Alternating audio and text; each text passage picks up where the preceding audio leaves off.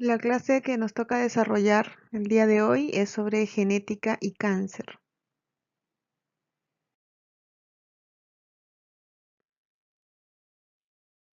El cáncer es una enfermedad considerada multifactorial que puede afectar en cualquier etapa de la vida, desde niños hasta adultos y adultos mayores. De hecho, es una enfermedad que es más común en adultos mayores.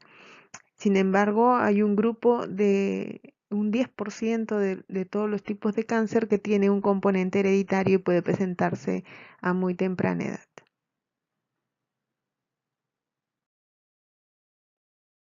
Entonces, ¿qué es el cáncer? Es un tumor maligno que ocurre por crecimiento descontrolado de una célula o un grupo de células del organismo.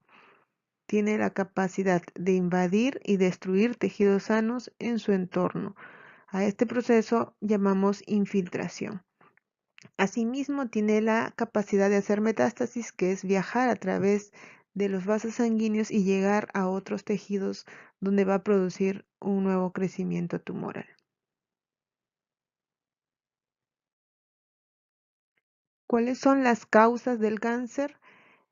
Como comenté al inicio, es una enfermedad multifactorial, muchos factores intervienen, entre los cuales hay factores intrínsecos propios de la persona, como la herencia, la dieta, las hormonas y unos agentes externos, ambientales, como la exposición a ciertas sustancias químicas, infecciones por virus o bacterias y la radiación.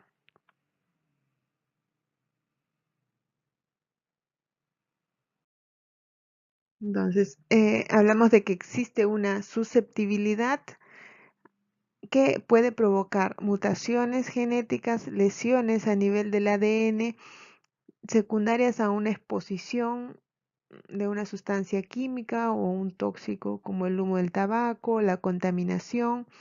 Asimismo, puede haber una susceptibilidad propia de la etnia o el sexo o la edad del paciente. Otras condiciones de salud, el estado nutricional, más que todo el tipo de alimentación, también puede generarnos cierta susceptibilidad a desarrollar estas lesiones en el ADN, así como los polimorfismos genéticos.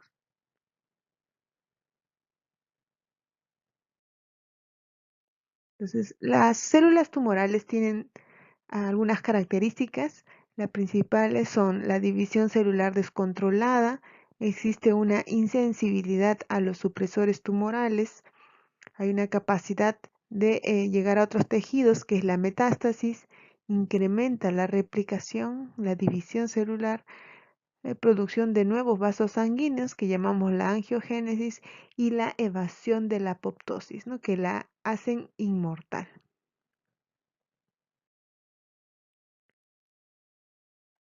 Tenemos dos tipos de genes que están en equilibrio, que son los protooncogenes y los genes supresores tumorales. Pueden ocurrir mutaciones en estos protooncogenes y estos se van a activar convirtiéndose en oncogenes, y estos oncogenes, como vemos aquí, van a alterar ese equilibrio y van a producir o favorecer el crecimiento de tumores. Asimismo, podemos tener mutaciones que afecten a los genes supresores tumorales, a los genes que controlan la división celular, y por lo tanto estas mutaciones pueden inactivar su función y de igual forma promover el desarrollo de tumores. Entonces, la producción del cáncer o de un tumor puede deberse por mutaciones en protooncogenes que van a convertirse o van a activarse a oncogenes, o por otro lado pueden producirse por lesiones en el ADN, mutaciones en los genes supresores tumorales que logran inactivarlos. En ambos mecanismos, pues lo que va a haber es una producción de un tumor o de un cáncer. Entonces, los protooncogenes son genes normales que regulan el ciclo celular. Sin embargo, sus mutaciones los activan y los provocan provocan que se conviertan en oncogenes y estos van a favorecer el crecimiento celular descontrolado con la aparición de los tumores.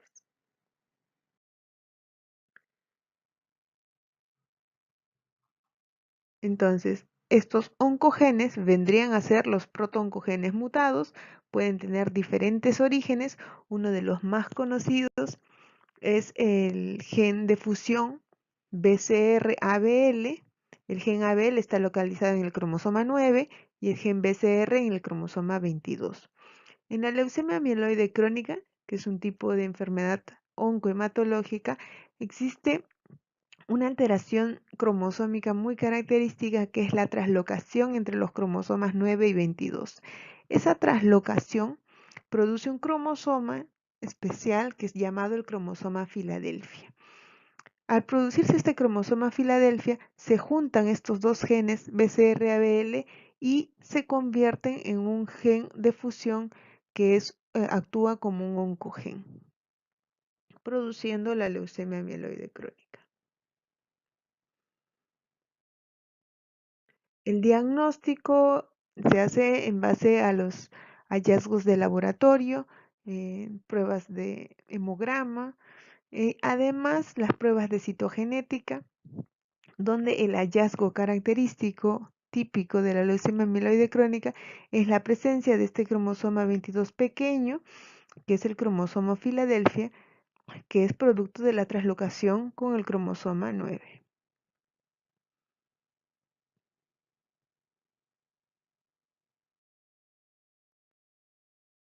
Otro ejemplo de protoncogen son las mutaciones en el gen RAS localizado en el cromosoma 11 que está relacionado al carcinoma de pulmón. Otro ejemplo es la amplificación del gen ER2-neu que está asociado al cáncer de mama. Y la prueba que nos permite evaluar la amplificación de este gen es el estudio de FISH, que es la hibridización in situ con fluorescencia. Lo que vamos a ver, recuerden que cada gen está en una dosis de 2 copias. Entonces lo que vamos a ver aquí es una célula con 2 señales de color verde y 2 señales de color rojo, que sería lo normal. Sin embargo, en la amplificación de este gen ya no vamos a tener la dosis normal, las 2 copias, sino en una sola célula van a haber muchas más copias, y a esto se refiere con la amplificación de este gen que está muy asociado al cáncer de mama.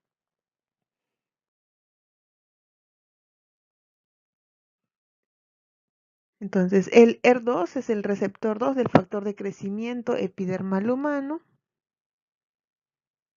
¿no?, que en una célula normal está en una cantidad determinada. Sin embargo, cuando este se amplifica, lo que va a hacer es aumentar el número de receptores y por lo tanto hacer esta célula más susceptible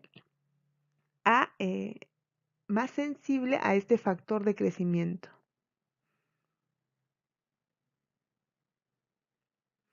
Entonces, una de las terapias target o terapias diana en este tipo de cáncer es el tratamiento con anticuerpos monoclonales que bloqueen estos receptores para que esta célula no entre en contacto con el factor de crecimiento y de esta manera detener el crecimiento y el desarrollo tumoral.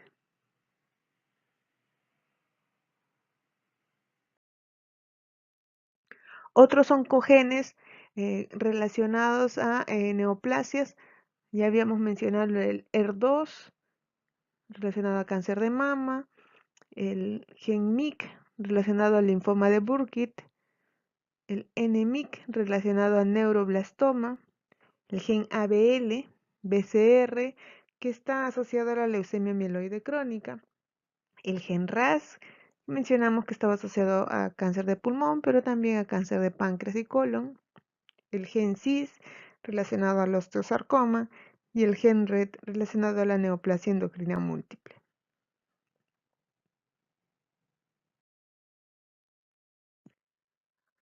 Hasta aquí hemos hablado de los genes oncogenes que son activados por mutaciones en los protooncogenes. Ahora, el otro gran grupo de genes son los genes supresores tumorales. También son genes normales que van a regular la acción de los protooncogenes. Sin embargo, las mutaciones en estos genes lo que van a hacer es inactivarlo. Y al estar inactivados, van a favorecer el crecimiento celular descontrolado y la aparición de los tumores. Un ejemplo de un gen supresor tumoral es el gen RB del retinoblastoma. Está localizado en el cromosoma 13. Esto vendría a ser la estructura del gen con sus exones, que son las regiones codificantes, y en medio los intrones, que son las regiones no codificantes. Entonces, las regiones de importancia que van a producir una proteína son los exones, y ahí podemos detectar alteraciones o mutaciones puntuales, cambio de una sola base nitrogenada. Si hay un cambio de una G por una A, vamos a ver también una alteración en la proteína, en este caso la proteína del retinoblastoma que va a controlar la división celular. Al fallar este gen supresor tumoral, se va a desarrollar este tumor, que es un tumor que nace en la retina y se evidencia en etapas muy tempranas de la vida, en los primeros meses, incluso al nacer, y si no se detecta a tiempo va a seguir avanzando, provocando la pérdida del globo ocular, incluso el crecimiento invasivo de este tumor con mucho más riesgo de metástasis y muerte. Otros ejemplos de genes supresores tumorales tenemos el gen P53. Está asociado a cáncer de pulmón, cáncer de mama y colon. El gen APC relacionado a cáncer de colon. El gen RB relacionado a retinoblastoma. El gen WT1 relacionado a tumor de Wilms, es un tumor renal en niños. El gen TGF-beta relacionado a cáncer de cerebro y cáncer de hígado. El gen VHL relacionado también a cáncer renal y cáncer de cerebro. Y el gen BRCA1 y BRCA2 relacionados a los síndromes de cáncer de mama y ovario hereditarios.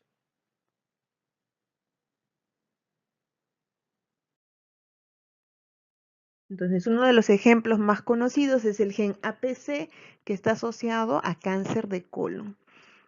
Lo normal, ¿no?, es que este gen esté funcionando de manera adecuada, evitando, controlando el desarrollo de tumores, y en una persona que tiene funcionando ambas copias de este gen, el riesgo de desarrollar cáncer es el riesgo general, que es menos de un 5% antes de los 80 años. ¿Qué pasa si una persona es portadora de una mutación en el gen APC?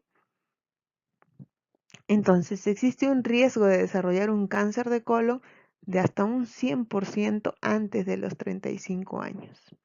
A la fecha se han reportado más de 2000 mutaciones diferentes en este gen que están asociadas al cáncer de colon hereditario.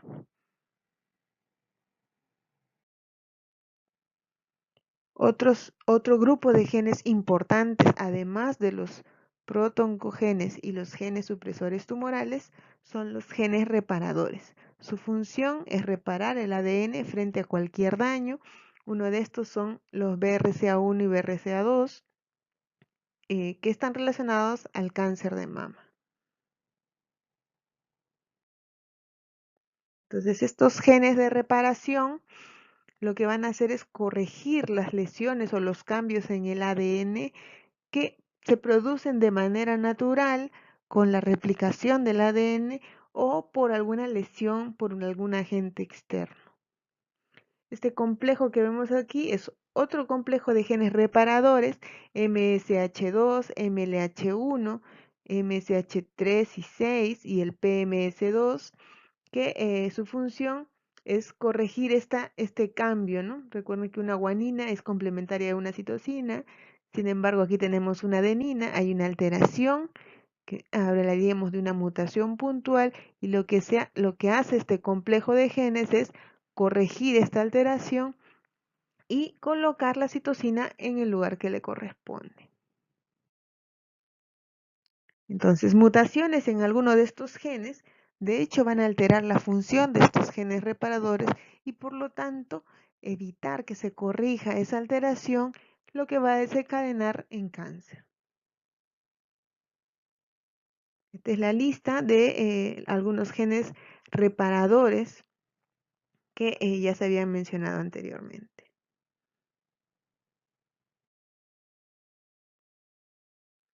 Estos genes reparadores, MLH1 y MCH2, están relacionados al cáncer de colon no polipósico hereditario o también conocido como el síndrome de Lynch.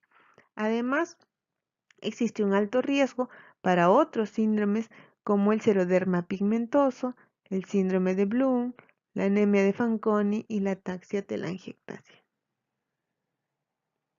Estos síndromes son producidos por alteraciones en genes reparadores y por lo tanto existe una alta predisposición a acumular mutaciones y por lo tanto desarrollar algún tipo de cáncer. Los telómeros son unas regiones importantes de los cromosomas que están localizados en las partes distales de tanto los brazos cortos como los brazos largos. Son estructuras cromatínicas especializadas y consisten en subunidades repetitivas de esta secuencia y las proteínas asociadas. De manera normal, estos telómeros se van a ir acortando con el tiempo cada vez que la célula se va dividiendo, hasta que llegan a una longitud crítica en la que las células normales entran en envejecimiento, que es el envejecimiento normal, luego de lo cual ya no se dividen más porque van a entrar en apoptosis, que sería la senescencia celular. Sin embargo, en el caso de las células cancerosas, estas tienen la capacidad de replicarse sin llegar a un estado de envejecimiento, ya que la telomerasa es reactivada y siempre va a restituir el tamaño de los telómeros, haciendo que esta célula sea inmortal.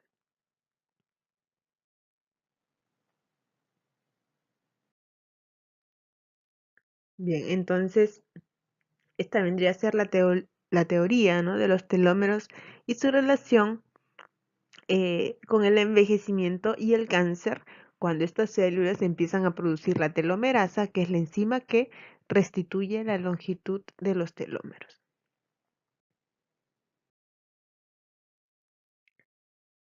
Como les había mencionado al inicio, el cáncer es una enfermedad común, sobre todo en la tercera edad.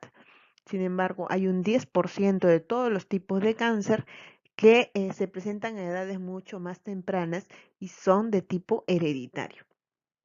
Uno de los ejemplos más conocidos es el cáncer de mama hereditario. Ahora, ¿cuándo decimos que existe un cáncer hereditario? Cuando vamos a ver familiares afectados en una misma familia de generación en generación que pueden presentar un patrón de herencia usualmente dominante, ¿no? O eh, pueden presentar el mismo tipo de cáncer tanto en varones como en mujeres.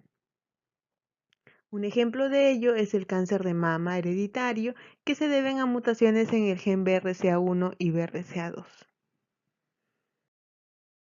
Entonces, hay tres definiciones cuando hablamos del cáncer hereditario, ¿no?, o del cáncer en general. Un tipo de cáncer esporádico, el cáncer hereditario y el cáncer familiar. El cáncer esporádico es aquel tipo de cáncer en el que se presenta en un individuo sin mayor antecedentes familiares. Él vendría a ser el único afectado en la familia. En el caso del cáncer hereditario, hay un tipo de cáncer específico que se repite en familiares muy cercanos, ¿no?, que pueden ser padres, hijos, familiares de primer grado. Y el cáncer familiar, pues vendría a ser diferentes tipos de cáncer, pero que afectan a muchos miembros de una misma familia. Para poder determinar si el cáncer que una persona padece es de tipo esporádico, hereditario o familiar, pues debemos elaborar el heredograma adecuado. Entonces, el cáncer hereditario es aquel cáncer que resulta de cambios en la información genética que pasan de padres a hijos. Aproximadamente uno de cada 10 individuos, o el 10%, tienen una forma hereditaria. Y se observa con mayor frecuencia en el cáncer de mama, el cáncer de ovario, el cáncer de colon, cáncer de próstata, cáncer de tiroides, entre otros. Esta sería una secuencia normal entre la producción de un adenoma, que es un tumor benigno, pero que tiene cierta predisposición a malignizar y convertirse en un carcinoma a nivel del colon. Entonces tenemos un epitelio normal en un individuo de 57 años que tiene una dieta rica en carnes rojas, parrillas, y eso lo que va a provocar son lesiones que se van a ir acumulando en las células de la mucosa del colon y a su vez va a provocar alteraciones genéticas, ¿no? Mutaciones somáticas localizadas en esos tejidos a nivel del gen APCE, posteriormente a nivel del gen COX-2, una superexpresión, alteraciones epigenéticas en el ADN que van a alterar la expresión de los genes y así a su vez otras mutaciones que se van adquiriendo de manera sucesiva mientras va desarrollándose un tumor cada vez mayor y en un lapso de 7 a 8 años desarrollar un cáncer de colon.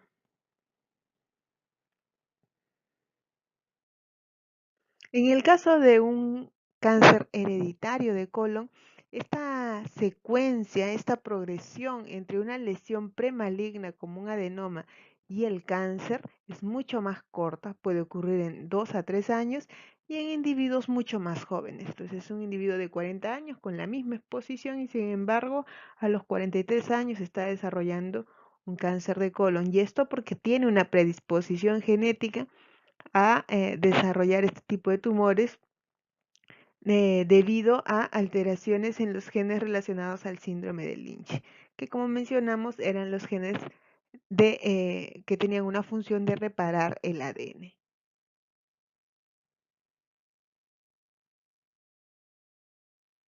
¿No? Y estos grupos de genes asociados al síndrome de Lynch son el MLH1, el MSH2, PMS2 y el MSH3 y 6.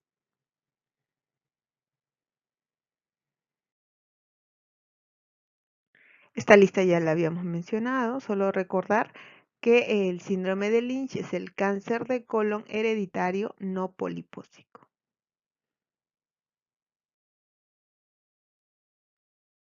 Existen otros tipos de cáncer hereditario como el cáncer de piel, que es el melanoma, el retinoblastoma, el tumor de Wilms, entre otros.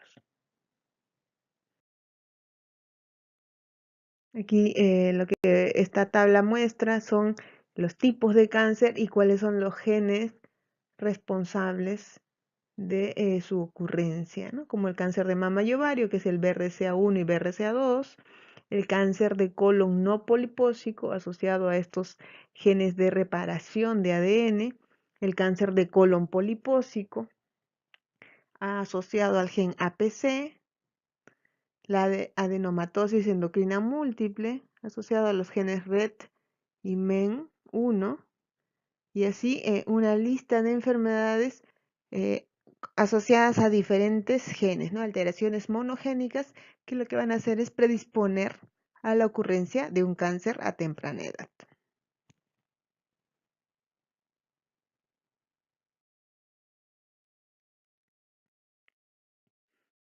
Bueno, en el caso del cáncer de mama, mencionamos que estaba muy asociado a mutaciones en el gen BRCA1 y BRCA2. Se han descrito múltiples mutaciones en ambos genes. Existe un riesgo de desarrollar cáncer de mama muy alto comparado con la población general, pero además también existe un riesgo de desarrollar cáncer de ovario y en los varones de esa familia, cáncer de próstata y cáncer de colon.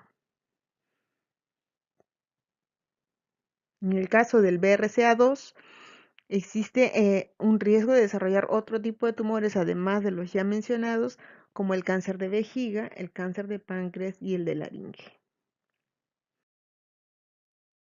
Entonces, existen muchas mutaciones reportadas en diferentes sitios, en diferentes dominios de este gen, que varían de acuerdo a las regiones geográficas y a las etnias, ¿no? Pero lo que sí se sabe y es claro es el riesgo para una persona que es portadora de una mutación en el gen BRCA1 o BRCA2 está incrementado, llegando hasta un 40-80% de desarrollar cáncer de mama en portadores de la mutación. Entonces vemos en este gráfico el riesgo en la población general y el riesgo en los portadores de este gen, que llega hasta un 70%, ¿no? Versus un 10 a 20% en la población general.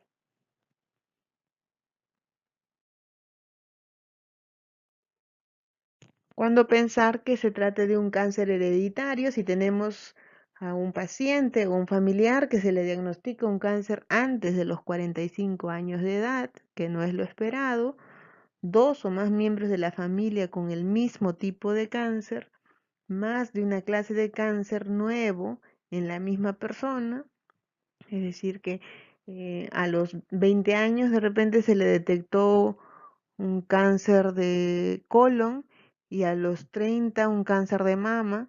Entonces una persona joven con dos tipos de cáncer, pues hay un alto riesgo de que éste tenga un origen genético, monogénico. O la misma clase de cáncer en órganos similares, cáncer de mama en un lado y al año siguiente en el otro seno, ¿no? O en el caso de ovarios también.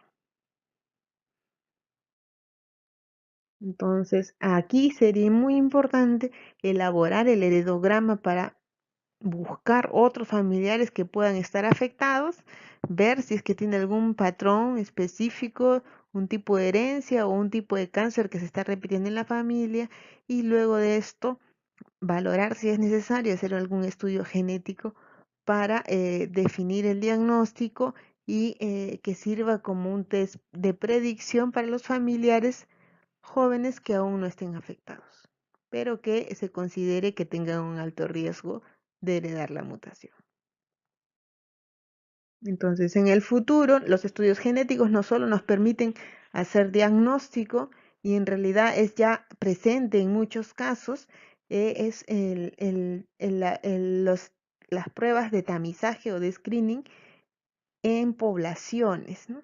Entonces, ofrecer ciertas pruebas genéticas para identificar personas susceptibles o que puedan estar en riesgo de desarrollar algún tipo de cáncer y tomar medidas, hacer el tipo de intervenciones que promuevan cambios de estilos de vida, sobre todo en estas personas que tienen un alto riesgo, por ejemplo, un alto riesgo de desarrollar cáncer de colon, y que tenga un tipo de dieta que más bien retarde la aparición de este cáncer, y esto pueda a su vez eh, mejorar la expectativa de vida y elevar la tasa de supervivencia de estos pacientes.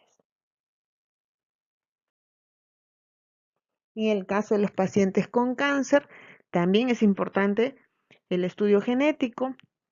Además de la biopsia, es importante ver el análisis de expresión genética, ya que un cáncer de colon puede tener diferentes tipos de expresión genética, y de acuerdo a esta expresión genética, el tratamiento va a responder mejor o peor, y esto sería importante para asegurar que este tratamiento que le estamos dando sea efectivo, ¿no?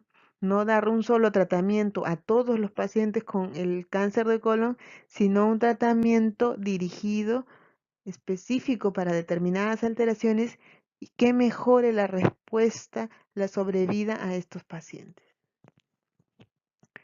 Esa vendría a ser la integración del análisis genómico, del transcriptómico y del proteómico, lo que a su vez nos va a llevar a un tratamiento más personalizado del paciente.